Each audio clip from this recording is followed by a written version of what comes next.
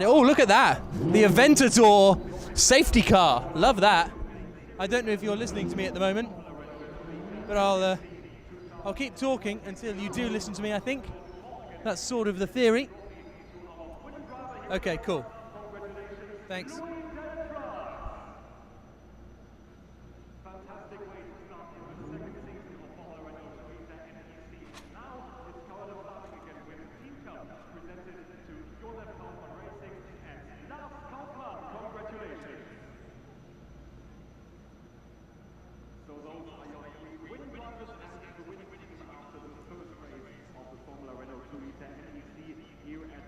Tomorrow, ladies and gentlemen, of course, we will be back at 9:55 with the second race of the weekend here in Monza for the first time of 4 starts in support program of Blancpain Endurance Series.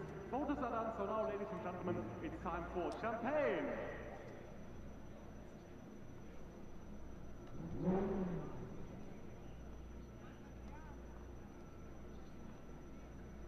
So the drivers are celebrating after the opening race here at Monza. It was a tough race, especially the first 2 laps in this race have been extremely exciting with a lot of action going on. And of course we will have more for you tomorrow at 9:55, as I already told you. So that's it for today, ladies and gentlemen. Thanks very much for your attention. Next up is Michele Mandelli in the commentary booth with the Lamborghini Blancpain Super Trophy. Headset. And this is your mic. Where is the talk mic? Sorry? Talk back? They're always listening to this one. So they always hear. If I want to talk with mic, just talk. I don't have to push anything. No, they okay.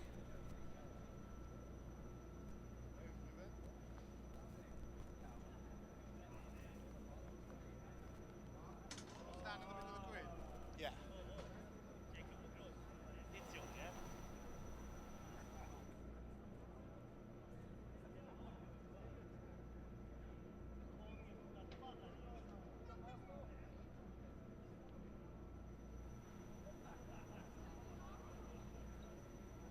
I do. Thank you.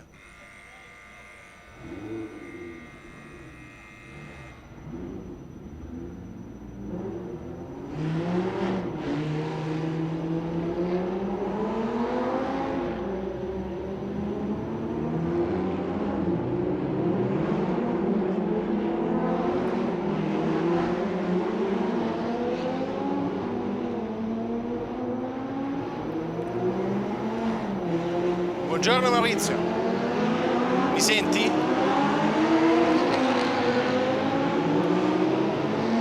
Sono? Sì, assolutamente sì, buon pomeriggio, buon Super Trofeo Lamborghini anche a te. Ti sento male, devo essere sincero.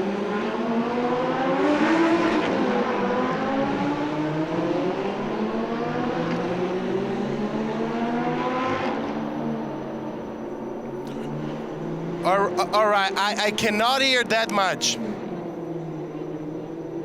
Yeah, when we are live, I cannot hear that much.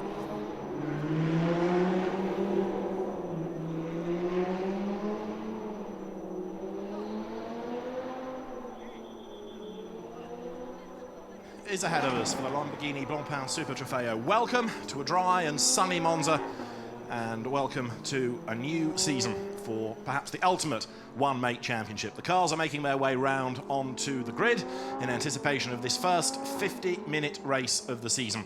And as is now the tradition, this championship runs in tandem with the Blancpain Endurance Series. It will follow the championship to Silverstone, to Paul Ricard, to Spa, to the Nürburgring, and then it completes its year with the World Final, introduced last year in Italy, this year at the Malaysian circuit of Sepang. And we're looking forward to what should be not just a great season, but a fascinating first race, because the entry this year is a little different in as much as it is bigger than previous years, and the class format changes as well. If you follow the series, you'll know some of the drivers from the Pro-Am class, or the Am class itself. Well, this year, the Pro category has been reintroduced, but it's not for the very experienced, the very successful, the Peter Coxes of this world, for example, who used to come in and mop up with other co-drivers. It is for the young, aspiring career single-seater, or in fact in one or two cases touring car racer, and it gives this fascinating mix in an entry which is 25 Maurizio, strong. buon Super Trofeo Lamborghini anche a te e anche a tutti i telespettatori. Siamo sulla starting grid, come hai annunciato, stiamo aspettando lo schieramento delle vetture, ancora poco da raccontare se non le solite emozioni pre-gara. In questo caso pre-campionato, inizia un campionato dal tasso tecnico mi sembra abbastanza elevato da quanto abbiamo appreso nei test di Vallelunga e poi anche in questi giorni tra ieri e oggi a Monza. Per il momento ti ridò la linea perché stiamo ancora aspettando le vetture. Driving times, and you are going to lose a chunk of time, but it balances out. Everybody is going to be in that same situation over the course of the race. So, who to look for? Pole position is Andrea Palma, who drives for the experienced Auto Carrozzeria Imperiali team, former Maserati and indeed saloon car racer before turning to Lamborghinis. But one of the real talking points of qualifying was the speed of the car that's alongside on the front row of the grid. It's run by the same team, the Italian squad, but two Japanese drivers, and Yoshi Mori, who is going to go in the second stint, 6 times a winner last year in the Asian Championship. His co-driver, Tatsuya Kataoka, massively experienced, Super GT, Formula Nippon, Le Mans itself in 2008, Formula 3. In a way, it's a bit of a surprise he will go first. You might anticipate, and we talked about this a lot last year in the context of Adrian Zaug, that the slower driver goes first. You put the quick guy in for the second stint. But Kataoka, with years of experience behind him, is certainly going to be one to watch and see whether he can build up a lead for Yoshi Mori to look after in the second stint. And having said all of that, don't get the impression that Mori is going to be slow. He will perhaps not be as quick as Kataoka, but he is certainly capable of holding his own, so to speak, given his experience and his success back home. Kataoka has also raced in the Asian Championship, so he has knowledge of the cars as well. It's going to be fascinating to see how these two square up against the cream of the European opposition. The second row of the grid, there's another driver with a good pedigree starting in third fastest, and that is Edoardo Piscopo with his single-seater pedigree, and Mirko Bortolotti will line up alongside. Now, down on the grid, apart from 25 delectable Lamborghinis, we have ready to talk to drivers Jack Nicholls. Thank you, David. Yoshi, you're going to be doing the second stint. Are you excited here at Monza? Yeah, I'm very, very amazing. It's very exciting for me. The first race in Europe scene, but second position. I hope they make finish a good result. Please support for us, please. Thank you. Thank you, Yoshi. Thank you. Welcome to the European branch, if you like, of the Lamborghini Super Trofeo, Yoshi Mori, and as I say, it'll be fascinating to see how he gets on over the course of this first round. They've had free practice, they've had qualifying, but relatively little track time is afforded to them. It's a tough learning curve, and so the fact that Kataoka, but I come back to his experience, is able to get the car onto the outside of the front row is impressive in itself. Edoardo Piscopo and Mirko Bortolotti on the second row. Again, you've got drivers here with single-seater experience. In fact, Edoardo Piscopo we've seen in the Blancpain Endurance Series, which is running here, of course, as well this weekend. Go back to the very first year of that championship. He ran the GT4 Lotus Evora with the Mansell brothers. Since then, he's been away competing in the Carrera Cup Italia. He was third in that, in fact, last year. So Edoardo Piscopo is a man who is well worth watching. And Mirko Bortolotti, having won the Formula 2 championship, then went off to test his prize for Williams, but also for Toro Rosso and for Ferrari. His career has slightly been derailed a touch of late because he's gone away from single-seaters to, first of all, Silhouette Saloons by racing in the Eurocup Megane and doing a great job in that. But now, like so many, wanting perhaps to start a sports car career, where better to do it than on the grid for a championship that's being taken increasingly seriously as the years go on and more quick career drivers come into it. One or two returning as well for the year include Cedric Lima. We'll talk about him in a moment. Let's go back to the grid and join Jack. Hello, Mirko. Good to see you here. Last time I saw you here, you won the Formula 2 championship. It's good to have you back. Yeah, man. Good to see you too. Very happy to be here. I remember this train when I was doing my donuts a few years ago. Allora, grazie so, yeah, Maurizio, completely different story now. We started second row. The car is fine. First time I drove it yesterday, but I really liked it. And but I don't care. I always race to win, so I will push. And how is it getting used to the four-wheel drive? Is it different? Yeah, of course it's different. I mean, you've got quite a lot of weight on the front axle, so you have to handle it. You've got 570 brake horsepower and a cracking V10, so you actually have to handle it a little bit. But you know, it's not a big deal. I got on really well with the car, very quickly as well. So the pace was good as well. The team is doing a great job, and looking forward to this one. Cool. Have fun. Cheers, mate. As I say, Mirko Bortolotti, new to the championship, certainly no stranger to Monza, and a potential race winner. In fact, there are lots of potential race winners. One of the nice things about this entry is that with the newcomers and with some of the returning stars, it's a very, very good mix indeed. Cedric Lima, who I mentioned a moment ago, was a man last year fighting for the championship. It went down to the wire. He lost out to Andrea Amici. Well, the double champ means business. He's drafted in for this year Jonathan Cochet, who has got experience of just about everything, including Formula One cars, because for a time he was one of the drivers for Renault's show car project that ran at the World Series by Renault meetings. Jonathan Cochet, very, very quick indeed. So he's one to watch. So also Milos Pavlovic, former single-seater racer coming to Lamborghini this year. Milos is down on the grid, ready to talk to Jack. The grid, third position, happy with that? Yeah, it's a good start. I just sat in the car for the first time yesterday, so satisfied with the second row, and let's see what happens in the race. And Eduardo's a strong teammate to have, isn't he? Yeah, he is a very strong teammate. We are good friends, which helps. So hopefully we're going to have a good year along. So a podium's got to be the aim, but do you think you can win it? Well, I don't know. We're going to try.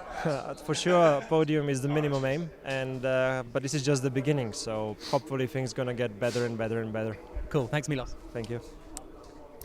So Milos Pavlovic, whose single-seater career goes back, the Serbian driver, to Formula Vauxhall Junior days in the UK in the mid-90s. And he's been a single-seater stalwart for many years. Somebody else now, as he was saying, moving in the last few days, few hours almost, to sports cars, GT cars. And he will be a driver to watch. And so many of the cars with new faces, new drivers on board. It's a great mix this year.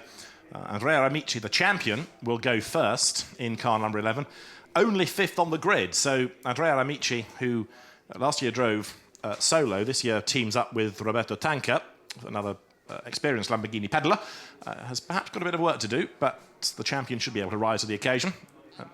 Let's hear, if we can, from the Amici and Tanca combination. We'll see who Jack has got. Let's go back to the grid.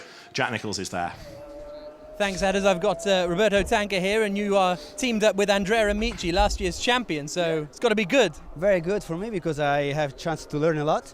At the same time, I saw that since last year I already improved a lot, and my pace during the race is almost 2 seconds faster, thanks to him. The only thing is that we had just a little bit problem during the qualifying session, because in the free practice we were first, so we were quite happy. Now we have just to push a little bit. He's starting because he can manage a little bit more easier with his kid here that are very fast this year, and then I will jump in and try to do my best just to save what. Un flash dall'ultima vettura della pista. C'è un motivo in vettura, c'è il team Richards che è la sua primissima gara della carriera, e noi vogliamo dargli il nostro in bocca al lupo. Good luck, team. This is your first race. What you feel? A very strong combination, I think, for this season. Cedric Lima is going to be alongside in his traditional red colour scheme, the car that he shares with un po' nervoso, ma assolutamente eccitato per questo super trofeo. Allora non lo disturbiamo perché le vetture stanno per partire. Good luck, Laurent Yenny, who is another regular racer in the championship. Dimitri Engelbert comes back for another season, and he is to be found on the 7th row with another newcomer, Mikko Eskilinen.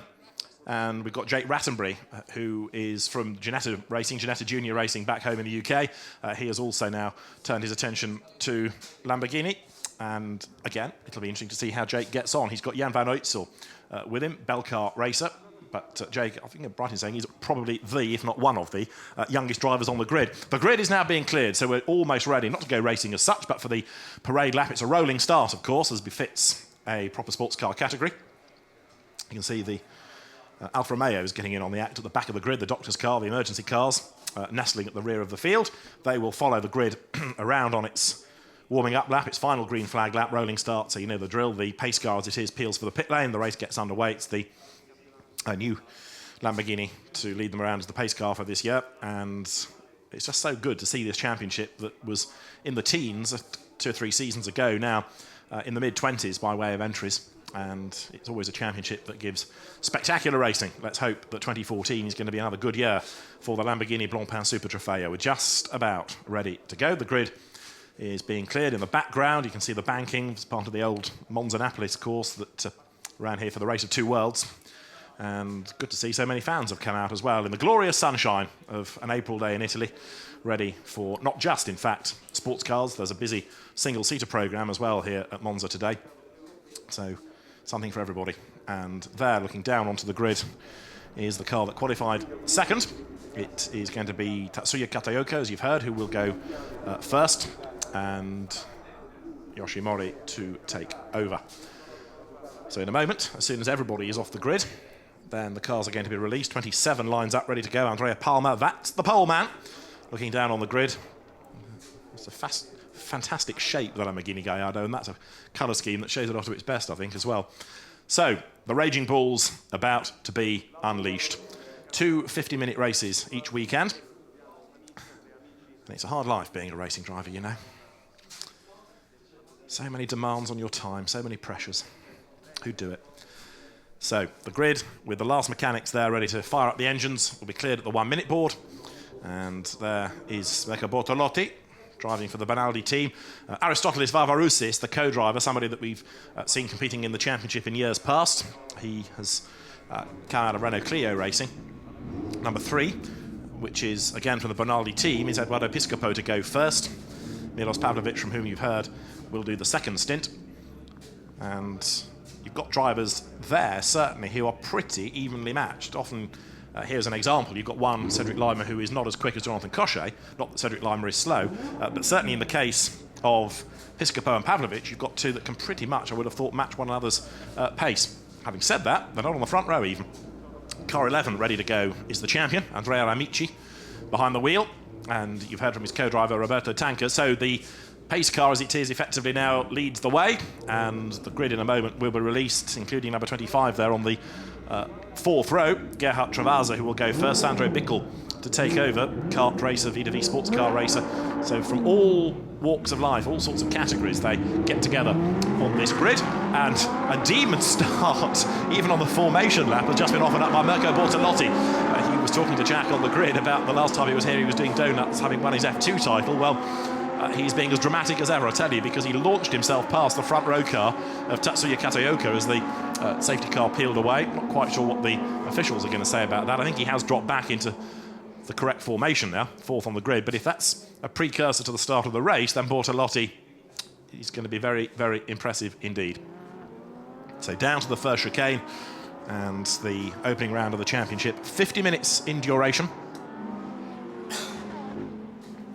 Mandatory pit stop for everybody between 20 and 30, and that pit stop must be 60 seconds at rest. Andrea Palma is the man on pole position then, ahead of Tatsuya Katayoko. The second row of the grid, Edoardo Piscopo will go first with Mirko Bortolotti alongside. Row 3 is where you find the champion of last year, Andrea Amici. Cedric Lima lines up alongside him. The first soloist is Jeroen Mul on the 4th row. Gerhard Travasa is for company. Row 5, Alberto Viberti, a soloist, and Laurent Geny alongside in the car shared with classic car dealer Michel Mitterrand. Then it is Alberto Di Folco, and alongside him, Manuel Flamino. On the 7th row of the grid, Andrea Ceccato will go first in car 6, Mikko Eskelinen in 77. The 8th row, 2 soloists, Matteo Zucchi, a regular in the championship, alongside Simone Pellegrinelli. And then on the 9th row, Shota Abzakava, the Russian circuit owner and promoter, and Jake Rattenbury to line up alongside. After that, it's Roberto Deliguanti and Mikhail Spirodonov. Patrick Louis and Vaclav Pech are on the 11th row. Row 12 is Taras Polishuk back for another season, and Karina Lima alongside. And Tim Richards makes his race debut. The Canadian starts 25th. So the cars turning their way out of the second Lesmo and then down towards the Variante Ascari, down towards the final chicane onto that very, very famous straight that in turn takes you down to the Parabolica, another famous corner, and down to the end of the lap. And everybody here at Monza is just about set, ready to go for what has the makings of being a very good race indeed. A championship that is, as I said a few minutes ago, being taken ever more seriously, not just by fans, but by drivers, as a stepping stone to a good GT and sports car future, and a championship that's energetically promoted by Lamborghini and by Blancpain. Great off-track camaraderie between the drivers, a great social scene. The Lamborghini Blancpain hospitality is the focal point of many a weekend, and the introduction of the World Final, something that other equivalent championships like Ferrari, for example, have had for a number of years. That too is a great way, not only at giving the drivers something extra at the end of the season, but also make a big festival for Lamborghini generally, because it brings not only the European Series, but the Asian and the American, the North American championships together for the end of the season. So down to the Parabolica they come. The weaving around is to generate the warmth in the Pirelli rubber on which everybody has to run. And the poleman, once that pace car peels off, is then going to have to control the speed up towards the line. Andrea Palmer then on pole position. See as he hits the brakes how the nose drops onto the ground. And down to the pit lane, the Oakleys reflect what's going to happen on the track. The cars come into the Parabolica. The pace car will quicken its pace and peel out of the way. It's a little bit untidy, I would suggest, towards the back of the grid. Karina Lima there, and also Tim Richards, the two stragglers. But the cars now bunch up in the overlap 2x2 Noah's Ark style formation, ready for the start of the race that's going to be 50 minutes around Monza. The opening round of the 2014 Lamborghini Blancpain Super Trofeo gets underway now then as the cars accelerate up towards the timing line, and it's going to be the pole position driver Andrea Palmer who grabs the advantage, with Tatsuya Kataoka slotting in behind him on the way down towards the first chicane. A good start by Mirko Bortolotti as well, tries to bag him third as they break for the first chicane. The red car of Lima almost being squeezed out on the outside. There is one car that goes wide onto the dirt but hooks a wheel back onto the track, so all is good. Out of the first chicane, so far no contact. One or two have run wide, including their 16 that bounces back onto the road. Matteo Zucchi, well, he's one of the experienced drivers, getting it wrong at the first corner. Heading through the Rettifilo for the first time, up then towards the next chicane, onto the Lesmo corners. And so it is the pole position driver, Andrea Palmer in the lead. Tatsuya Kataoka going after him. And these two, in fact, just starting to edge away ever so slightly from that pack behind, where you've got Piscopo and also Bortolotti trying to gain ground, and going strongly as well. It's Andrea Amici, who is up into fourth place then. So he's gained one spot from the grid as the cars work their way now into the first of the Lesmo Benz. Officials in the pit lane, team engineers in the pit lane talking to their drivers, watching what's going on as they come then through the second Lesmo and then this run down towards the Variante Ascari for the first time. The race leader not getting away. Andrea Palmer is being given a very tough time of life, and now also Andrea Amici is on a mission. Can he go for third on the run down towards the chicane? He peels to the inside line there. The grey and white car has a sniff up the inside and goes through for third place against Eduardo Piscopo. So the champion Andrea Amici goes third out of the chicane. Down to fourth has gone Piscopo. Fifth is Bortolotti, and now the cars work their way onto the straight down towards the Parabolica for the first time. Now Amici up into third is going to be the man to watch, because the top two had gapped the opposition on that opening half of the lap, if you like. Now he's going to try and shake off the opposition and see what he can do about those ahead, as Lima is in jeopardy coming into the Parabolica. The car has a look to the inside of Cedric Lima. No opportunity for a pass there, and another good battle lower down. Whoops, one off way wide through the gravel. See who that is in a moment, who bounces back onto the road. The leaders go through, and any second there's going to be a very dusty car that comes over the timing line and past the pits. And when it does so, it reveals that 47 was the man that ran wide, Alberto Viberti. He's another driver with a bit of experience of these cars, former Carlton Clio man, but he's been off the road and back on again. So at the end of the opening lap, Viberti is down in 11th place. The leader, Andrea Palmer, then leading by 0.6 of a second, but then the gap between Kataoka to Amici is a further 1.6 seconds, so he really has got to get a wriggle on now. Andrea Amici in that third place, but I think he's doing it. He is, look, he's edging away from there, fourth, Eduardo Piscopo. In fifth place as the cars work their way out of the chicane, it is Mirko Bortolotti, and then sixth, is he still running in sixth? Cedric Lima, he is, despite the challenge of Gerhard Travasa behind him. Here's a replay of the start. Have a look first of all at the red car of Lima that gets rather sandwiched on the outside, and he can't really cut across, but also keep your eyes on anything yellow, because those cars were being edged towards the grass as they all break for the chicane. Kataoka tried to make the move around the outside, but he just wasn't able to level in time, so he had to back out of it, and that gave Andrea Palmer the lead. And they look to the far left of the shot, because any moment you're going to find Matteo Zucchi. He just runs out of road, hops through the gravel, back onto the track. It's a glorious noise these cars make, and on lap 2, they're coming through the chicane, and Amici, does he make a mistake? Well, he's certainly under pressure because he's got Edoardo Piscopo and now Mirko Bortolotti right up behind him, and this is the replay of what Alberto Viberti did wrong coming out of the Parabolica. Just cold tyres, too fast, ran out of road, understeered off, doesn't fight the car, lets it do what it needs to do through the gravel, back on again, and there's Milos Pavlovic. Looking at the screens, his man, Edoardo Piscopo, runs at the moment in 4th place. The leader comes over the line. Andrea Palmer, soloist, remember, so he's doing the race on his own. He doesn't have to worry about his co-driver's pace. There is no co-driver. He can just keep hammering in these lap times. He's half a second to the good ahead of Kataoka. But now, lapping quicker behind them, is the charging Andrea Amici. Amici 3rd. He's the one to watch. He's creeping up onto the back of the race leaders. The race also, of course, has the 3 classes to bear in mind, and at the moment it is the overall leader, Andrea Palmer, leading the Pro category. The Pro-Am class, that in turn is being headed by the 2nd place car, Kataoka and Yoshi Mori, and then at the moment the best of the AMs is in the hands of Manuel Flaminio, as there a challenge is made by number 22, Jeroen Mul, up against Andrea Ceccato. And in fact, Ceccato has moved himself ahead on that first half of the lap. So 9th is Ceccato now. Andrea Ceccato, former Maserati racer, and he's raced in Blancpain before, he's raced in the European Le Mans Series. So, as I said before the race started, the guys with lots of experience in different categories all getting together now. There, the red car, double champion, Cedric Lima. Now that certainly is one to watch in the 2nd stint, because that is when Jonathan Cochet takes the car over, as they come now down towards the Variante Ascari. He's under attack, isn't he, because Lima has got Gerhard Travasa right up behind him. They could barely be closer, these two, as they come out of the chicane, but it's a very impressive job, this, as they come down towards the Parabolica now. This is lap number 3 in the 50 minutes. Now we've had come into the pit lane, in fact, already, 88 Václav Peck with the Heiko Gravity Horrors team car, as there on the inside a challenge is made, and a successful one too. Travasa goes ahead of Lima. Lima tries to tuck back up on the inside of him as they come out of the Parabolica. No way through there, and straight away Lima has to go defensive, because right up behind him as they come over the timing line is Alberto De Falco as well. So 3 nose, 2 tail over the line. We've only done 5 minutes and a lot's happened thus far. The lead gap is still hovering around the half a second mark, and that is Andrea Palmer to Kataoka. 3rd is Amici. Now, what was his last lap like when he came over the timing line? It was a 52.0. He's lapping quicker, certainly, than Kataoka ahead of him. The battles are raging on all the way through the field at the moment. There you can see, still pushing on in number 33, Mirko Bortolotti. He, in turn, is under pressure. So, race leaders work their way through the chicane.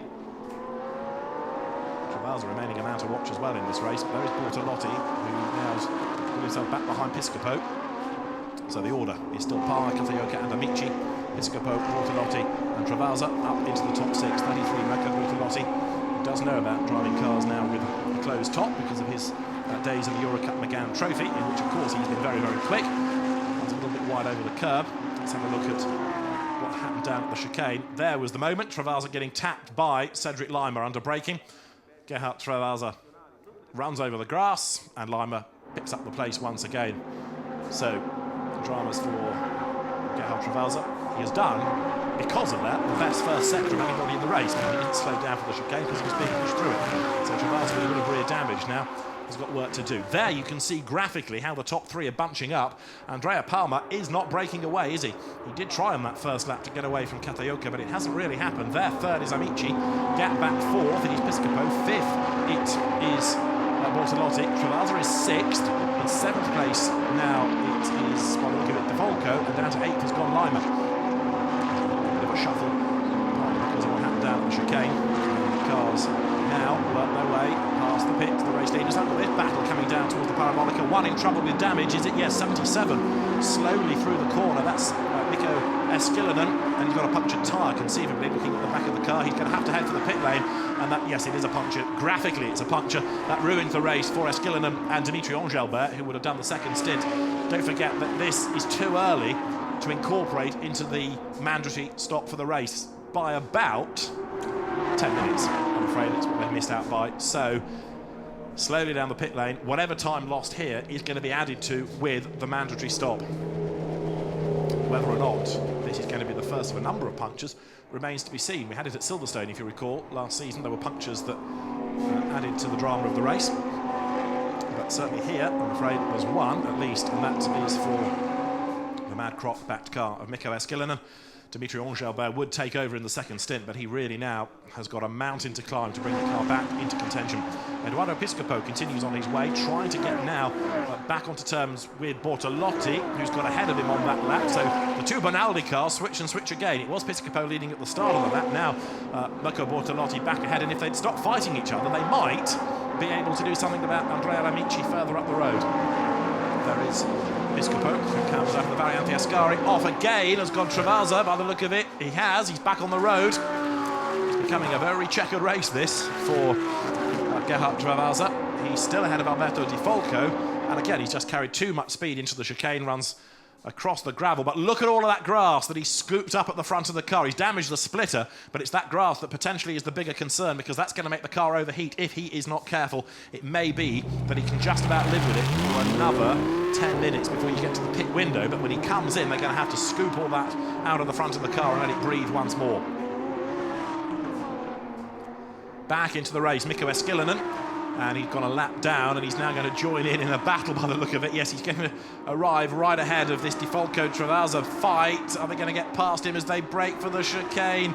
Round the outside of him does go Di Folco, yes, and Gerhard Travasa goes through as well. We're back on the power then now, heading up away from that first chicane. Into the pit lane, as I mentioned a while ago, had come Vaclav Pech. Well, he's still there, disappointing for the Czech driver.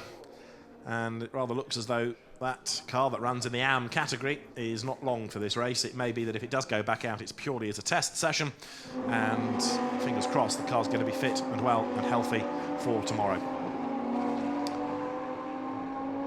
So car 87 in second place, Tatsuya Kataoka.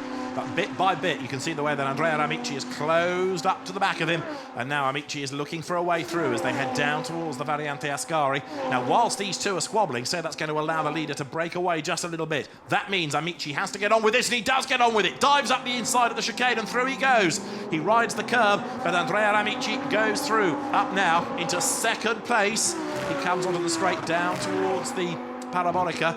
And straight away, Andrea Amici, the reigning champion, needs to gap the opposition, shake them off, close his mind to them, and then he can concentrate purely on the leader. And look at this traffic jam coming out of the chicane, headed by 77 in the hands of Mikko Eskelinen. That's a lap down, remember, and really he needs to get out of the way. He's sitting in the middle of the road, everybody trying to find a way past him. Eskelinen is not being hugely gentlemanly about this. He's not got out of the way. He now does let them through, sort of let them through on the inside. 47 is the first one to forge a way by, which is Alberto Viberti, remember, recovering after his gravelly moment early on in the race. Trouble is, Eskelinen's got the pace and also a fresher tyre, and he wants to join in. And because the cars are evenly matched, he's able to join in, but he's a lap down. Over the timing line he has come in that battle, and down past the pits then. This long, long line of cars headed by Viberti, 10th, 11th, 12th. Jeroen Mull is in the mix as well. And Mikko Eskelinen back into the race, but 24th. He's lost that lap. Car number 16 there, which is Matteo Zucchi. He also, remember, was delayed on the opening lap, but he's making heavy weather of working his way back up through the order. It's got to be said, Zucchi, another experienced driver with touring car and GT knowledge under his belt, but maybe it's a byproduct of how competitive everybody is these days. He is not carving his way back up through the field. Number 31 is Simone Pellegrinelli, former bike racer, and Pellegrinelli new to the championship this year. I suspect that this weekend is going to be a learning season, also the winner of the Seat Ibiza Cup. So, as the race leader currently works lap number 7, Palmer to Amici, 2.4 seconds is what it was. Let's see come the end of the lap whether or not it's going to be down by very much at all. In the first sector the gap had gone up largely because of overtaking. In the second sector the gap has gone up a little bit as well. And now have a look for third, because Kataoka is vulnerable once again, because now Bortolotti is right on his tail. Mirko Bortolotti tries to find a way around on the outside, can't do it. Tatsuya Kataoka is learning not just about Monza, but he's also learning about those guys that he's racing with. He knows the car from having raced it in the Asian Series, But as they come now over the timing line and go down towards the first chicane, Bortolotti, by the look of it, might have the draft here and might be able to challenge under braking as they go down to the chicane. Foot nailed to the boards. There's another back marker that they need to sort out as well as they come down towards the chicane. Well, first of all, Amici does get past the slower car, Kataoka doesn't, and that means now that right on his tail is going to be Bortolotti. It's Tim Richards in the M-Tech car that is just up the road. He gets out of the way. Mike Edmonds, the team patron, will do the second stint in that car. Race leaders then currently on lap number 8, and the lead gap is 3 seconds, so Amici has got work to do to bring it down, but it's third where the attention is now. There, look, coming into the second of the chicanes is Tatsuya Kataoka, and right on his tail is the hard-charging Mirko Bortolotti. The two yellow perils at play here, with Roberto Deligoanti just up ahead of his Eurotech Engineering teammate, Manuel Flaminio. So the two of them getting themselves together for a fight for 17th and 18th places at the moment. And for the time being, it is Deligoanti who is staying ahead, the blue flag being waved as there, look, Kataoka is under attack very definitely from Bortolotti this time, who goes one side and then the other, and he's got the ideal line for the third chicane, the Variante Ascari. He's on the inside, Kataoka will brake late, but he's on the wrong line, and he's been Bortolotti'd. Mirko Bortolotti through on the inside, and that puts the former Formula 2 champion up now into third place. He started fourth on the grid, so early dramas have kind of delayed the progress a bit, but now he's in the top 3, and straight away, look, Bortolotti moving from one side of the road to the other to try to break any tow, any slipstream benefit that might be afforded to Tatsuya Kataoka behind him. Coming now out of the Parabolica, heading up towards the timing line. We'll see also in a moment how that lead gap is progressing, but we're only now into the final 5 minutes before the pit stop window opens. When does Andrea Palmer decide to take that? Does he do it at the start and get it out of the way and then concentrate on the rest of the race? What does Amici do? Does he stay out for as long as possible because he's quicker than Roberto Tanca? That, I would suggest, is the plan. But at the moment, you've got to say that Bortolotti is looking good, but also I think the most evenly matched combination still of Piscopo and Pavlovic are looking strong. Cedric Lima there in the red car is still 8th, not really sparkling here in the way you might expect. So again, it shows how the level of opposition has increased for this season, and it's giving Jonathan Cochet more and more work to do. We've seen Jonathan in these cars on occasions, but he really is going to have to work hard. So 2 more laps and then expect pit stops, and it'll be certainly Cedric Lima, one of the first in, I would have thought, to put the quicker driver into the car. One of the downsides of some of these types of categories is the guy that pays the bills doesn't want to be in the car for too long, because if he does, he'll compromise its effort. In the background, I think you've just seen the recovery of Tim Richards, having had a moment at the chicane, back on track. There, coming towards us, Alberto Viberti still pushing on, and he's closing up onto the back now of the car of Andrea Ceccato, who shares with Alberto Cerqui. Now, Cerqui's one to watch. He's been a champion a race winner in the Superstars touring car category. So again, you get to the second stint, different cars take on a different personality with a different type, a different speed of driver on board. The leader is still Andrea Palmer, who has made the first stint very much his own, and a quick driver doing the race on his own may well bear fruit. We'll see. There in second spot, the Mr. Job sponsored car number 11, which is in the hands for this first stint of the reigning champion Andrea Amici, who was only 5th in qualifying. He has got work to do. And as Roberto Tanca said pre-race, if anybody can get through the traffic, it is going to be this man. But Amici is 4.6 seconds back as he comes over the line. It's been a lot of work for the man to do even before the end of this stint. And if Tanca can't match the lap times of Andrea Palmer, then they're going to be on the back foot for the second part of the race. Now, how about this battle coming over the line? Together, Andrea Ceccato, and right on his tail as they go past the pits is Alberto Viberti. Viberti lines up to have a go on the inside. Is he going to be able to go through? He is. Alberto Viberti through, up on the inside line, and he puts himself one further place up the order. That now gives him 9th spot going through the chicane.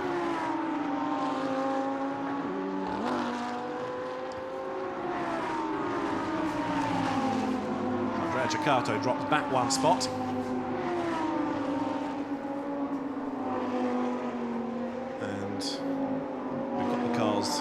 Currently on lap 10 with just 2 more minutes to go before the pit stop window, so the leaders are going to be able to do this and 1 more before they have to worry about coming in.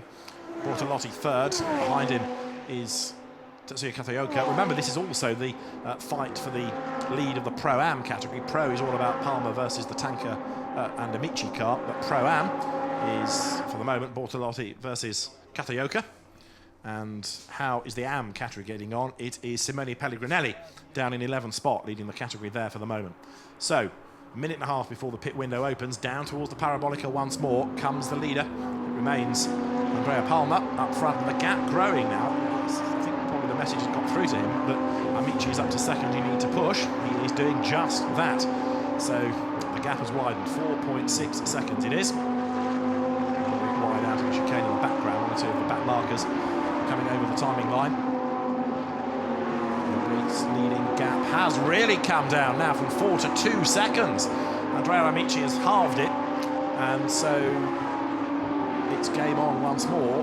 So on that lap he was over 2 seconds faster, and straight away Amici, if he can carry on like that, it's going to have a chance. He needs to be up with, if not ahead of, Andrea Palmer when we get to the pit stops. Now, can he carry on in that same vein? Let's have a look at the sector times. They are going through the first sector now, and he's lost time, in fact. So maybe it was a rogue lap by Andrea Palmer, or maybe the hurry-up call has been given to him.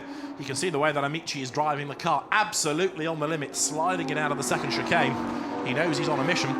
The best lap of the race, incidentally, has been done by Gerhard Travasa, but that was when he missed out the first chicane and went all over the grass. So whether that really counts as a lap, discuss, but for the moment that's the one that's shown on the screens. So the fans, young and old, watch on, and at the moment they are seeing the race being led by Andrea Palmer, but going after him very definitely is Andrea Amici as the cars then work their way down with the pit stop window open now through the final chicane, the Variante Ascari. 27 then, leading the way, Palmer up front, Amici in second. There's a good thought that Palmer would come in this time and just get this pit stop out of the way. He doesn't have to stay on track and lose time by defending. Doesn't really matter if Amici takes over the lead, because that's got to make a pit stop anyway, and Roberto Tanker, who will take over, is not as fast as Andrea Amici is. So is the leader going to be in this time? For my money, it would make sense, and the line taken out of the corner suggests he will be in, and yes, he is. So in comes the race leader, Andrea Palmer, down the pit lane. That's going to give the race lead, albeit you could argue by default, to Andrea Amici. So he will come through at the end of 11 laps as the leader and try and stay out for as long as he can in this 10-minute period, try and build up the lead for his co-driver, Roberto Tanker, and the same will be true of Mirko Bortolotti, who has stayed out. So there is Palmer in the pits. The car has to sit there for a minute, so you lose the bulk of a lap. The engineers can check the tyre pressures. The driver can report any dramas if there are any. Take some liquid on board. Looking to see if anybody else comes in. Yes, Gerhard Travasa comes in, 25, to give way to Sandro Bickel. And not surprisingly, I think this was another prediction, Cedric Lima is in to hand over to Jonathan Cochet. I thought Travasa might have stayed out a bit longer, but that, of course, is the car that scooped up all the grass early on with Travasa's moment across the runoff area at the third chicane. So it makes sense, doesn't it, to bring Gerhard Travasa in to get rid of all the gunge. And somebody has run wide at the Parabolica. Back onto the road goes Patrick Louis, and indicator on, coming to the pit lane. Patrick, who shares the car with his son Nicolas, the Czech drivers. So down the pit lane they come. Back into the race then goes the erstwhile leader Andrea Palmer, Maserati racer, Lamborghini racer, Italian Group N saloon car racer. Back in Mikko Eskelinen, this time to give way to Dimitri Engelbert, who's another very experienced driver. Morgan's in GT3, Euro Cup McGann Trophy, these sorts of cars for the last couple of years, Euro NASCAR, you name it. Dimitri Engelbert has driven it, and there's a car that looks like it's recovering after an off. I'll try and check who that is in just 1 second or two, but there, back into the race then, is Andrea Palmer. We'll know at the end of this lap where that has dropped him to. And Andrea Amici is going to stay out for another lap, as he has to, really, to try and stretch this gap, to try and give Roberto Tanker a decent chance. If I'm giving the impression that Tanker is very slow, that's the wrong suggestion. He's quick, but not as quick as Amici. Jonathan Cochet there in the red car joining the race, because he's just taken over from Cedric Lima. Of course, he's gone a lap down now against the leader and against also their Mirko Bortolotti, but that will all unravel itself when those cars make their own pit stops. So the order is very jumbled at the moment. The real question is who's going to keep track position after the pit stops. Ineos Campiscopo Edoardo Piscopo then to give way in the Bonaldi team car to Milos Pavlovic. There in the replay is Patrick Louis running out of road at the Parabolica, and when he got back onto the circuit, as we saw, he then made a beeline for the pit lane, and that spin over at the second Lesmo was 22 by the look of it, which is the Dutchman Jeroen Mul, an experienced young driver, Jeroen Mul, Porsche Super Cup, the German Carrera Cup, Formula 3. Actually, a bit of a disappointment in some ways. He's not been quicker. I know it's a new car for him, but even so, he might have gone better than that. More pit stops cycling through. Laurent Yenny and Michel Mitharian in the pit lane. Now, at the end of this lap, we're going to see where this car is going to be. 27 it is, which of course is Andrea Palmer. I still think he's going to be on for the win here, but it rather depends on the second stint pace of one or two of the drivers. And of course, were there to be a safety car, that changes things radically. That's why, in a sense, it's a surprise that Amici, as a quicker, and Kataoka, as a quicker driver, have gone first. Normally, you'd keep them up your sleeve for the second stint. The team's not deciding to do that in this case. So there's 11. That is the leader, Andrea Amici. Andrea Palmer went through in 18th place, but ahead of him a few cars pitting, so that will improve. Amici has got at least 2 more. Maybe he can eke out 3 more laps here. See what his lap times are. The last one was a 53.1. His best is a 51.7. The best that Palmer has done is a 51.8. So in theory, Amici here is being able to narrow that gap, or should be able to narrow that gap, if he can run flat out. Trouble is, he's got all this traffic to contend with.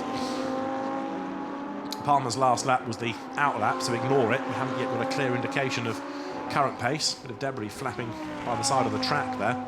And so, with 24 cars still circulating, we've got then the next one for the pits being number 6, which is going to be Andrea Ceccato to get out and Alberto Ciacqui to get in. So, driver change in the pits. This is another car I would have thought that in the hands of Ciacqui should go well, because he's a fast driver in certainly touring cars. Andrea Ceccato walking away, and the race leading car is on lap number 14. Mirko Bortolotti losing a little bit of ground to Amici, but this is the car that's still going to be in the box seat when all the pit stops have unravelled. Andrea Palmer comes now towards the timing line. Now, the last flying lap of Amici was a 53.1, and this is going to be a proper flying lap out of Andrea Palmer, who's up to 13th. It's a 52.6, so he's actually lapping quicker than Amici anyway. That's looking very, very encouraging for him, as what's left of Travasa's car now with Sandro Bickel comes down towards the Parabolica, showing the scars of its earlier battles. Amici ducks through on the inside.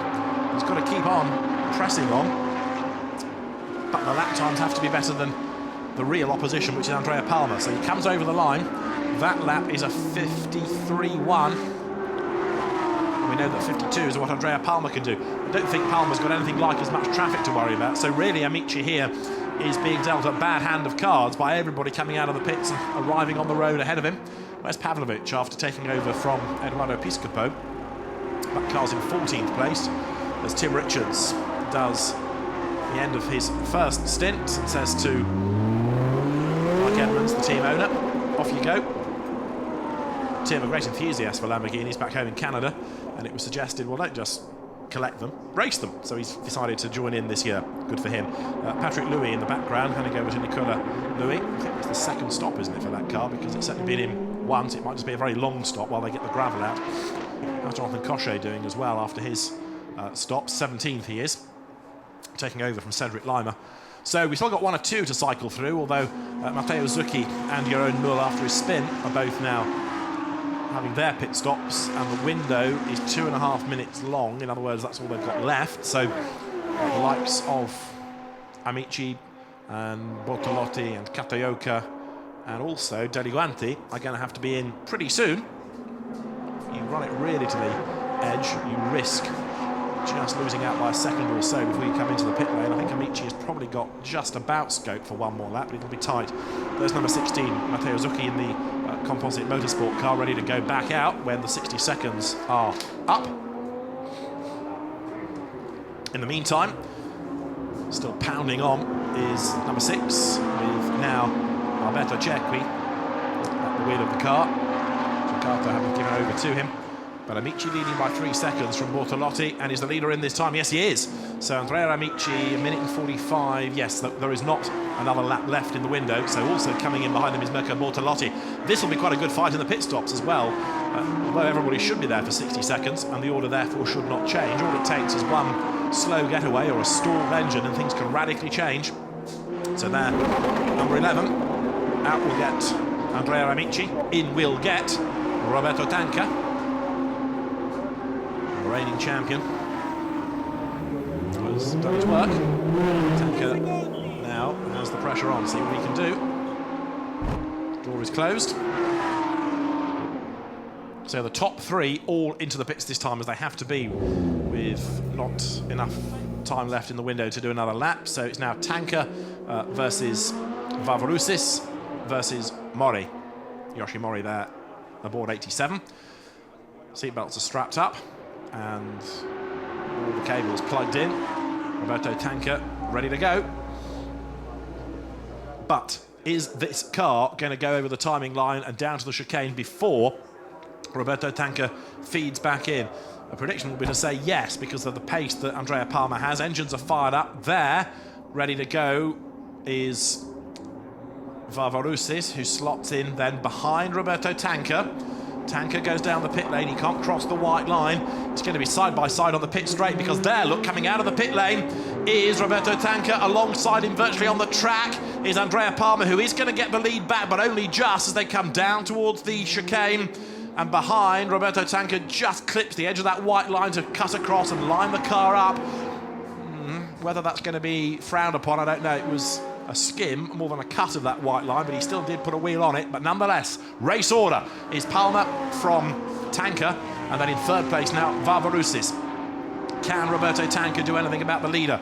Of course, Andrea Palma has been in the car all race. He knows what the car is doing, he knows what the track conditions are like, whereas behind him now, Roberto Tanca has got to get familiar with the feel of this car once again, and also just look at the state of the track, and then he can be a bit more confident to push on. More battling coming into the first chicane, and outbraking himself there, I'm afraid, is Alberto Cerqui, who hops over the curb, loses out to Sandro Bickel, gets back onto the road. Cerqui pushing hard. Everybody's pushing hard at the moment. Fresh drivers on board, people with big ambition here to make up places with 19 minutes to go. Great battles rage on right the way around Monza in this opening round of the Lamborghini Blancpain Super Trofeo. This is Alberto Cerqui under braking, heading down to the first chicane. He's through, but he's locked up, and he runs out wide. And hopping back up the inside is Sandro Bickel, the Austrian. Retakes the place, and also trying to buy into that is Simone Pellegrinelli in the blue car. That's the top 3, all in shot. The leader is Andrea Palma. Behind it is Andrea Amici, and then third is Aristotelis Vavarousis, as the cars work their way once again through the Parabolica. They're heading up towards the timing line, and really it's the next lap on which we need to see a proper lap time come out of. Roberto Tanca in second place, to see whether or not there's any chance at all of him catching the leader. Through has gone Andrea Palma. What have we got left? 18 minutes. White flag being shown because of a puncture for the very slow 47 Alberto Viberti. Remember, he was in the gravel at the end of lap 1, and it was that side of the car that hooked itself into the gravel first, the side on which the punctured tyre is, and so that's the second car with a popped Pirelli in the race. It'll head for the pit lane. Over the line have gone the top 2, 5 seconds between them. Here, coming past the pits, is now Yoshi Mori, who is under attack on the circuit, braking for the chicane. I think the car that's on his tail is that of Mike Edmonds. Yes, it is. 28's a lap down in the View Cinemas car. It's a rear view, I suppose, if it's a lap down. And Mike Edmonds, he's a quick driver in Ferraris and Lamborghinis, good engineer, runs the MTech team. But this is not a genuine battle for position. They're on different laps, these two. Yoshi Mori running in 5th place. Mike Edmonds, actually, if Yoshi Mori were wise to the situation, he would just let go, I think, and then Mike Edmonds would drive away, because at the moment Yoshi Mori in danger of compromising his race. He's let him go now. He can just carry on, drive to the finish in 5th place, but behind him he is being chased hard by the Alberto Cerqui, Alberto Di Falco fight. So there's a lot that's going to shake out of this race before the end. Sandro Bickel here still doing a very good job, running in 8th place ahead of Pellegrinelli. Cars working their way for the 17th time out of the chicane, bit of curb hopping in the background. But up front, sector 1, gap widens, sector 2, lead gap widens. Andrea Palmer is looking very, very good up front indeed. The gap, if anything, might be coming down a tad for second to third, which is where you've got Roberto Tanker and Aristoteles Varvaroussis. That might have changed before the end. There's Jonathan Cochet pressing on. At the start of this lap, Cochet was in 11th place. That is Alberto Viberti in. Shredded rear. You want to go on. And the second stop is not any more than he wants. So more time is lost. Car drops down. Natural pit stops, not down to any time penalty. The penalty is the stop itself. And a spin here, coming out of the first of the Lesmos for Mikhail Spiridonov, who gets back onto the road, having gone all the way through the gravel. And almost spins again. Spiridonov back onto the track. Another of the amateurs in the category, in the championship. Meantime, Sandro Biccal versus Simone Pellegrinelli comes over the line. This is the battle that's on at the moment for 8th and 9th places. 2 tenths betwixt the two. Down to the first chicane. Pellegrinelli close enough to make a move, maybe. Not feeling quite so brave just yet, under braking as they go right and then left through the chicane. There you can see the way the lap times have looked and how the gap has been, but that's the danger to them. Jonathan Cochet, who is so fast, former Pau Grand Prix winner, for example, a star in single-seaters, he is hunting them down. And Jonathan Cochet drafted in to help Cedric Lima. Not yet able to make progress, but he will before long. But it shows you how much time Lima lost in the first stint, that a quick Am really now is going to struggle against the might of this field. So they've done it the right way, put the slower driver in first, and then Jonathan Cochet as the gun can do the second stint and try and bring them back into the mix. But again, I'm afraid that looks as though it's a team, certainly for an outright win, needing a safety car. As far as the classes are concerned, Cochet and Lima run as pros, because Cedric Lima is a double champion, even though he's not perhaps as quick as some of the career drivers around him. So it puts them at a disadvantage in terms of class points. Over the line, in the meantime, comes Andrea Palmer, the race leader, in traffic. He'll sort out here under braking for the first chicane Gianfranco Moccalari. He does on the inside line. The gap between Palmer and Tanker is 10 seconds, and then Varvaroussis is lapping quicker by half a second, and he's 11 tenths back. So there you can see it, second, third, and in fact fourth, because there is Milos Pavlovic in fourth place closing up as well. This is going to be the big battle for the next 15 minutes, the last 15 minutes or so of the race, because Roberto Tanker is just dropping back a touch into the clutches of those behind. His big flash of the headlights just to say to the back markers, please get out of the way. All of which enables Andrea Palmer to pull clear. Up the inside, tries to go, does go Tanker, sorts out the back marker there. That is Nicolas Louis coming down towards the second chicane. And there you've got, also going through the traffic, number 3, Milos Pavlovic, who almost gets tagged by the back marker. They survive. Now, what news from the pit lane? Jack Nicholls has been busy for us. I've got it with Tim Richards down here, Adders. Tim, how was that then? Did you enjoy it? It was way beyond that. Absolutely awesome. Incredible. The performance of that car is outrageous. And what was it like going down to the first corner for the first time in a big pack of cars? Scary as hell. After that, it was all good. What made you want to get involved in this series in particular? I've loved Lamborghinis for years and years. They're incredible cars, and it's just a lot of fun. A lot of fun. Will we see you out again? Every race. Brilliant. Look forward to it. Thank you. Back to you, Adders. Great to see Tim making his debut here. What a great ambassador for the championship as well. You can tell just off his voice how much he's been loving it. I would imagine the grin is as wide as the pit lane. There in replay, you're looking at the almost contact between Milos Pavlovic and Nicolas Louis, who I think was perhaps a little bit terrified into submission by having the very quick drivers around him, tried to get out of the way and misjudged it a little bit. But Pavlovic, thankfully, avoids drama. I thought for one horrible moment they were going to tag and turn sideways. But over the line now for second place, look, you've got Roberto Tanker with right up behind him, the hard charging Milos Pavlovic. He's gone from fourth up to third, and he now wants second as well. So this is the car started by Eduardo Piscopo that was fourth, then fifth. But if Pavlovic could get past Roberto Tanker, could he do anything about the race leader? Not sure he can. It's a big, big ask. But he wants to be second rather than third, that's for sure. So here they come. A long, swooping right-hander that takes them up towards that second chicane.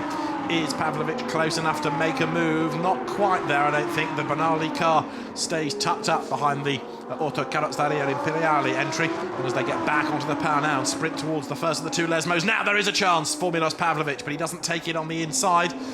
In a way, he might just decide to bide his time and make the move after the second Lesmo down on the run to the Variante Ascari. It's been most drivers' favoured overtaking place in this race, and I think also you're going to see that come now. He's got the speed.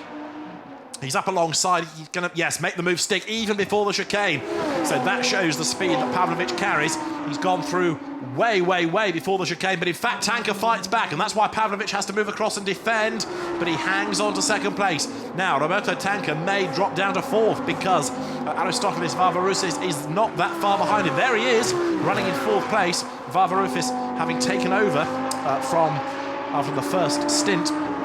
Mirko Bortolotti, he's going for the podium as well, and a flash of the lights. That's a bit cheeky. It's a genuine fight for place, but he's going to come up the inside. Aristotelis Varvaroussis goes through. That looked easy. Charges through on the inside, and Roberto Tanker almost looks like he's lost some of his fight there, because that was not much of a defence. Does he realise that he hasn't got the speed anymore and there's no point fighting? It's a bit defeatist. He comes over the line. Can he lose any other places? Let's just see. Over the line in fourth place then, with 10 minutes to go, goes Roberto Tanker. The opposition will be from Alberto Cerqui, but no, he's a long way back, so he should be good for fourth, but he's fighting back for third under braking. Tanker, number 11, carrying on the work started by Andrea Amici. He's on the tail of the Lamborghini Bergamo car in the hands of now Aristotelis Varvaroussis, the Greek driver who runs with the German licence. He used to race in Dutch Clios. He's got a great international footprint, therefore. Still other battles to be resolved. Sandro Bickel here still fighting with Simone Pellegrinelli, who is leading the AM class, 7th overall. Pellegrinelli is doing a superb job here. Somebody for the escape road. Is that a punctured tyre? Yet again, I think it is. 77, that's Dimitri Engelbert, who's had a big moment at the end of the pit straight. That is very fast indeed. And a punctured tyre there. He's gone up the escape road as he came out the other side. Remember, his co-driver, Mikko Eskilinen, had a flat early in the race. But now 2 punctures for that car, and it's the same corner again, and that was also the same corner that Alberto Viberti punctured at. Now, in due deference, we're seeing these from the midfield or the back markers, not from the race leaders, but is this going to be more of a problem as a bit more wear is put on the cars and on the tyres? Dimitri Engelbert has to limp it back. There's another car in strife, which is that of Gianfranco Baccalari, who has stopped by the side of the road in the Eurotech engineering car. Now, emphasise, stopped by the side of the road, because if that's deemed to be in a dangerous place, a safety car could change everything in this race. There you can see rubber being spat from the back of Engelbert's car, and there's only one place he's going, and it's a good job the escape road was there, the car snaking as he does his best to control it. But what's happening here for Gianfranco Baccalari, he's got it going again, but not very far. I think the officials are trying to encourage him just off the track there, and then the race can continue untroubled with 8.5 minutes or so still to run. There in the pit lane is another one with seemingly a punctured left rear, and that was the car that was running in 5th place earlier. That is Alberto Cerqui. Well, that's the reason he wasn't catching Tanker, because he had a flat and was bailing for the pit lane. So dramas for yet another car, and again it is that left rear corner that has proved to be the problem. Any more for this, I wonder? Is it going to affect anybody in that leading group, because they're pushing on harder than anybody? Sandro Bickel goes through the rubber. Simone Pellegrinelli does likewise as they turn now through the first chicane. Battles continuing between them. These two in different classes, but they are 6th and 7th overall. Pirelli goes on Alberto Cerqui's car. He will be way back into the race now. That's the sister car to the Amici Tanker entry, run by the same team. And if all of these punctures are to do with setup, is that going to have Roberto Tanker's car the same problem? That, I suspect, is Engelbert still. Yes, it is limping back, so we needn't worry too much about that. We've seen the start of that problem, and really poor race for Mikko Eskilinen and Dimitri Engelbert. 2 punctures on that same corner, ruining the race for them. And I think, as we saw at Silverstone a few years ago, when you get to race 2, there will be plenty of changes to the way cars are set up to perhaps look after the tyres a little bit better. Drivers and teams aren't going to take the risk twice. the race has 7 more minutes to go. And number 5 having come off the road, now I think he's being told to go and park rather than limp back to the pit lane. So Gianfranco Boccolari is out. Meantime, race order is still Andrea Palmer ahead of Milos Pavlovic, but one of the lap times, like the gap's coming down. It's about a second a lap, but we're not going to have enough laps left.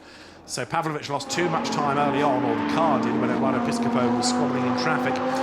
Yoshi Mori, incidentally, is now dropping down the order, down to 11th place, despite the good work of Tatsuya Kataoka early on. And so that gives another indication of the different speeds of drivers. Yoshi Mori down to what is now 5th in class as well.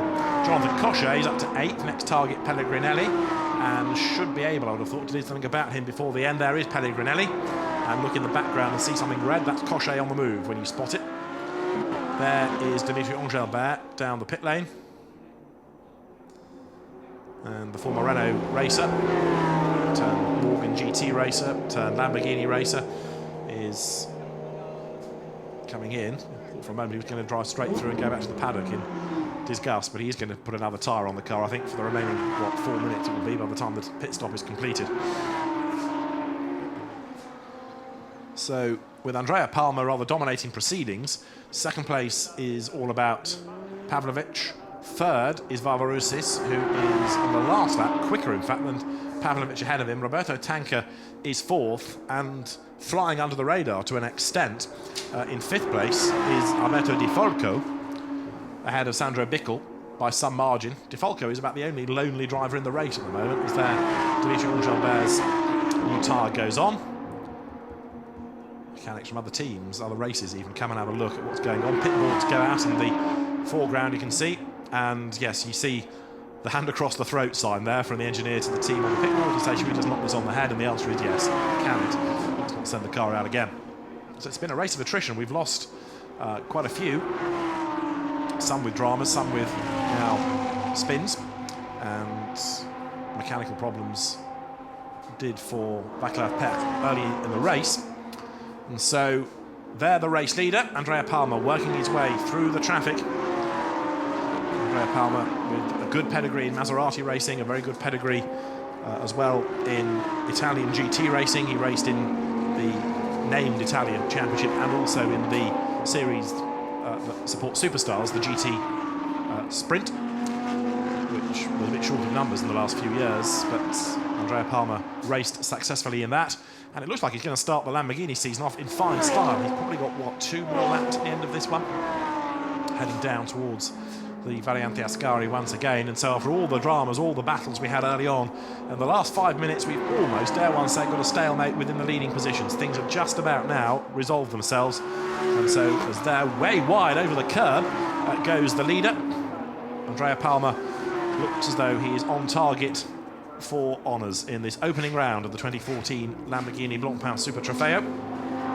Making his way then now down towards the Parabolica once more. He will turn his way through that long right-hander, head up towards the timing line, and as he does so, there'll be time for 2 more laps in the race, that's all. So he comes through now, and all he's got to do is keep out of trouble and hope that there's no car setup issue that's going to jeopardise the left rear tyres it has for others. In second place is the charging Pavlovic, but even though he is, as we know, a very fast single-seater racer, the gap is too great. It's 14.5 seconds. His last lap, in fact, was slower than Palmer's. So Andrea Palmer is still the man in charge, and Varvaroussis goes through in third place, the second of the 2 Bonaldi cars here. He, in turn, is another 2.4 seconds back. Roberto Tanker is 4th. That was a slow last lap, a 57, so is Tanker now just driving to finish? Perhaps he realises that he just has to preserve the place, and also, given that his teammates had a puncture, maybe they're advising him to look after the rubber a little bit, because he's still got 12.5 seconds in hand over Alberto Di Folco. It could be now that Tanker's game plan has to change and just get the car to the finish.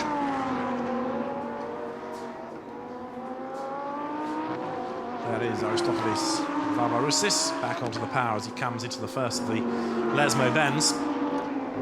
Still the fastest lap of the race, claimed by Gerhard Travasa from earlier on. Travasa having skipped the chicane at the first corner in order to do it, not deliberately, he was given a tap from behind. Now how's Cochet getting on? Jonathan Cochet is closing up on number 31, Simone Pellegrinelli. That could be a change before the end of the race. A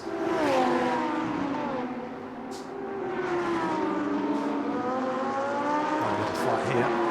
He's in traffic. A bit of sorting out needs to be done. Pellegrinelli there, look, in the blue car, still on the back of Sandro Bickel. They've been together all stint. But look, Cochet in the red car is closing up all the time, and this is absolutely ideal for him. The two of them battling amongst themselves mean that he will be right up with them. It's helping his case because they're slowing each other up by squabbling. And Jonathan Cochet, running 8th, could be 6th by the end of the race. Could have a few dents in the process, but it's certainly possible. Up they come towards the Variante Ascari. They break for the corner. They turn first of all left, then flick right, and that is the car, looking scruffy as it does, that Travasa had off the road early. Remember, Sandro Bickel's coping with a broken front splitter. He's going to have some effect, if not a massive one. And behind is Simone Pellegrinelli, and then the hard-charging Jonathan Cochet. Here you've got drivers in 3 different classes: Pro-Am, Am and Pro, in that order, as they come now down to the Parabolica into the last minute of the race, and the leader is on the last lap now, having gone through. And Andrea Palmer is 14 seconds to the good. There he is. In fact, he's about a third of the way round the last lap. Such is the pace of the leader. It's looking very good indeed, this, for Andrea Palmer, with Pavlovic and Piscopo set for second. Andrea Palmer then powering his way towards us. The lead gap, 14 seconds last time. Only a disaster is going to stop him. He has led every lap bar those during the pit window. So even there, he's effectively the leader because of the gap he had over the others. And it has been a very dominant display indeed by Andrea Palmer to start the 2014 season in style. So he comes now through the Variante Ascari. Second is also the second team in class, that of Milos Pavlovic and Eduardo Piscopo. And third is where you find the Pro-Am winners, because that is potentially going to be Mirko Bortolotti and his co-driver Aristoteles Varvaroussis, barring disaster for them on this last lap. As here, out of the Parabolica, up towards the line comes Andrea Palmer, who is going to win the first round of the 2014 Lamborghini Blancpain Super Trofeo here at Monza. Andrea Palmer takes the win, and now you wait and wait and wait and get an idea of the gap he's pulled over the opposition before. Through for second place should be Milos Pavlovic. Comes through now, and second goes the way of the Bernardi team car. Milos Pavlovic and Eduardo Piscopo take second, and for third, and to win the Pro-Am class, Aristoteles Varvaroussis, along with Mirko Bortolotti. Good sports car debut. And then fourth over the line, and third in the Pro class is going to be Tancaro and Amici. Now this is Pellegrinelli, who is 7th, and he's on borrowed tyre because Jonathan Cochet is almost there. Look at the way that Bickel has been able to pull away, because Pellegrinelli is busy defending as they come up towards the line. There's the flag, and Pellegrinelli will hang on, not only to 7th, but also to win in very impressive style the Am class. Simone Pellegrinelli, a good win, first time out in the championship. But there is the man of the moment. Andrea Palmer it is, who takes honours. Victory for him in the opening round of the championship. Bortolotti and Varvaroussis winning in Pro-Am from Alberto Di Falco, and then Sandro Bickel and Gerhard Travasa. And in the Ams, well, Pellegrinelli, we know, has come through with second in class being Schutter Abkazava, and third in the class going the way of Mikhail Spiridonov, despite going off earlier on. We saw him off the road at the Lesmo Bands. And there, out of his car, is rather disgruntled driver, and that is in fact near the pit out. There are 1 or 2 cars I think were a bit marginal on fuel, because 33, which is Varvaroussis' car, stopped straight at the pit out, and he has sprinted back up the pit lane. There's another car therefore parked out on the circuit as well. So 1 or 2, either with problems towards the end or just low on fuel. What a lively start, wasn't it, to start off the Lamborghini Blancpain Super Trofeo. Yeah, let's confirm the result. A win for Andrea Palmer, from Edoardo Piscopo and Milos Pavlovic, with Mirko Bortolotti and Aristotelis Varvaroussis in third. Roberto Tanca and Andrea Amici fourth. Alberto Di Folco fifth, ahead of Gerhard Tveralza and Sandro Bickel sixth. Simone Pellegrinelli takes seventh, ahead of Cedric Lima and Jonathan Cochet. Matteo Zucchi recovers for ninth, and after a spin, Jeroen Mul is 10th. Shota Abkazava 11th, and Mikhail Spiridonov in 12th place. 13th over the line, the car that was on the front row and was in the lead battle early on, Tatsuya Kataoka, but co-driver Yoshi Mori not able to match his pace. Laurent Geny and Michel Mitakryan were 14th, ahead of Flamino and Souto. Taras Polishuk 16th, Alberto Viberti 17th, and then those either with problems or with delays early. Cerqui and Ceccato 18th with a puncture. Tim Richards and Mike Edmonds 19th. Then it was Karina Lima with problems. The Louis car we saw with a punctured tyre, and others with punctures that brought them into the pit lane. So the drivers now will make their way up to the podium. 3 podium ceremonies because there are 3 classes, and it will be the AMS, we are told, that will go first. So happy drivers all round. There is Andrea Palmer, who congratulates the car and then congratulates the team. Handshakes all round, a very, very happy man. He will make his way to the podium. And as predicted, some great battles all the way through the field. Good to see his rivals come to celebrate and congratulate him as well. There's Roberto Tanca, who's regularly raced against Andrea Palmer. In fact, they've shared cars in the past from memory. And he is absolutely delighted with the result. He's Andrea Palmer takes his helmet off, takes off the balaclava, takes the earplugs out, and is then able to speak to the Italian media.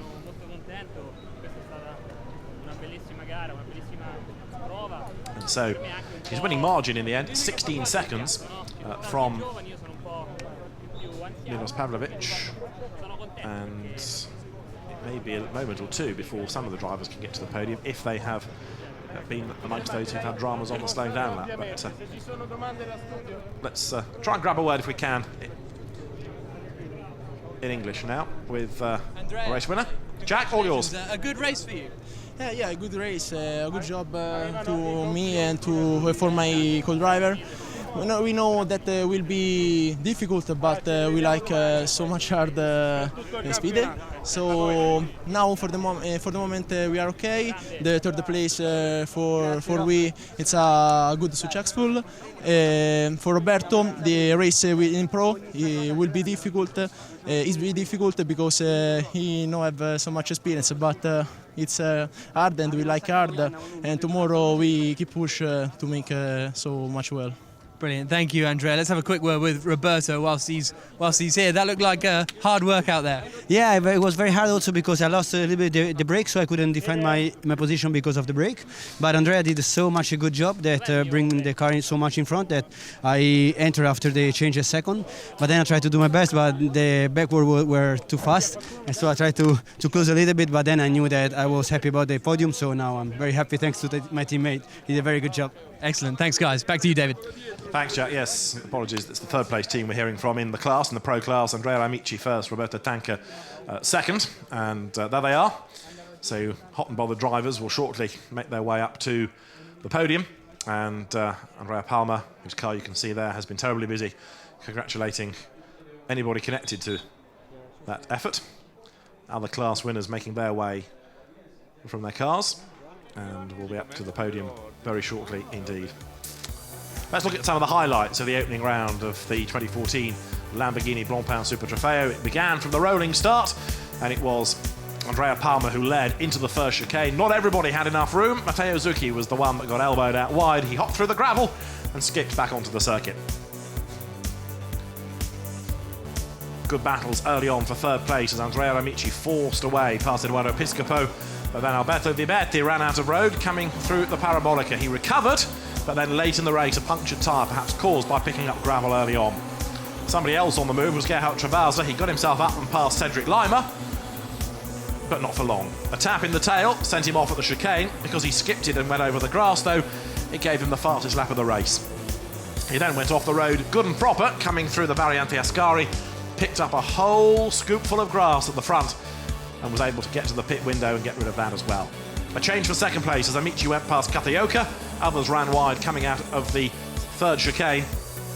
And the race was a big hit with fans young and old.